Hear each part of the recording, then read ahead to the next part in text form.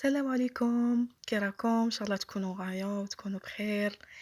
جماعة اليوم راني جايبة وصفة شابة تاع الروز البرياني بالسكالوب.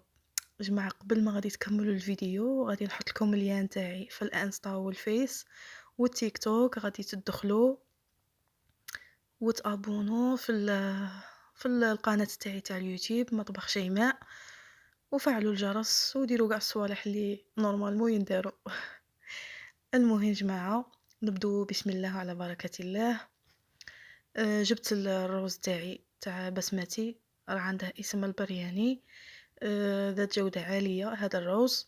وجبت سكالوب على جهة واحدة أخرى، ومن جهة واحدة أخرى كنت مقطعة البصل وحبة تاع فلفلة وشوية تاع ثوم. درت شوية تاع زيت ودرت معاهم مورسو تاع زبدة.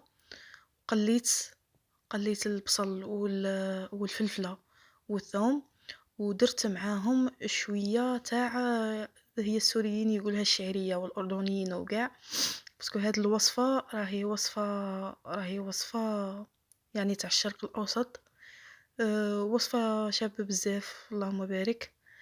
ديري الشوربة هذيك الرقيقة ماشي تاع الزريعة، ديري واحد شوية هكاك بين صباعك وتقليهم مع بعض. قد ما تقليهم وتشوفي البصل تاعك تقلاو كاع كيما راكم تشوفوا في الفيديو، ديري موراها غرفيه بالعبر، غرفيه ولا كشوفي نتيا باش غادي تعبري، وعلى حسب الافراد تاع العائله تاعك.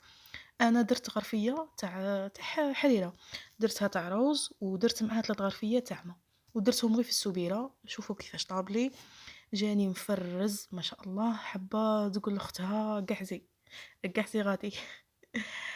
كيما راكم تشوفوا والبنه هبال.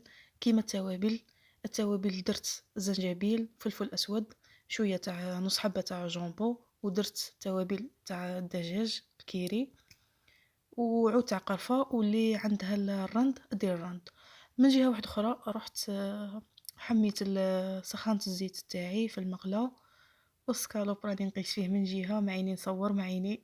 سمحوا لي على هذا المنظر. المهم راكم عارفين، حمو الزيت تاعك وقلي فيه هاد الصدور تاعك تاع الدجاج كيما راكم تشوفوا.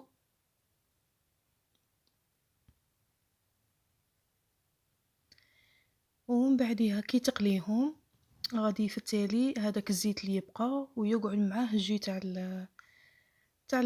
هذاك الزدر، زيدي عليه نص الكميه اللي قعدتنا من تاع البصله والثوم، ودير عليهم تاني مغرف تاع زبده، وخليهم حتى يحمروا مليح. كي يحمروا مليح هنا باش نخدموا الصلصه تاعنا.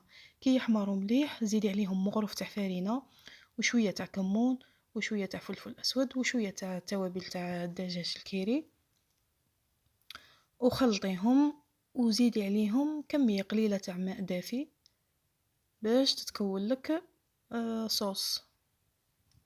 وهذا الصوص بنينه شنقول لكم روعه. المهم راني كملت الطياب تاعي، الروز وجدته والدجاج راه مقلي، واللاصوص تاني راها طايبه. هنايا في الحط كل واحد والديكور تاعه، كل واحد وتبغي تحطيه على جهه وتحطي فوقها الدجاج وديري لاصوص. تبغي ديري الطريقه اللي راني ندير فيها انايا، درت في الغرفيه اللي عبرت بيها كيما راكم تشوفوا. بغيته يجي هاك الروز بهذه الطريقه، وستفت الصدوره تاعي كيما راكم تشوفوا.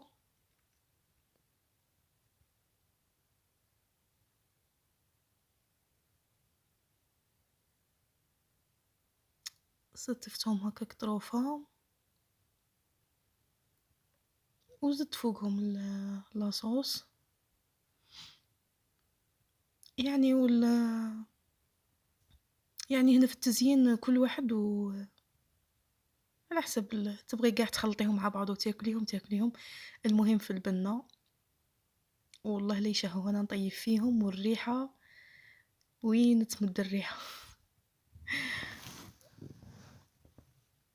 انا بغيت ان التزيين تاعي يكون كيما هكاك، حاجة ستيل وكاع. كيما راكم تشوفوا.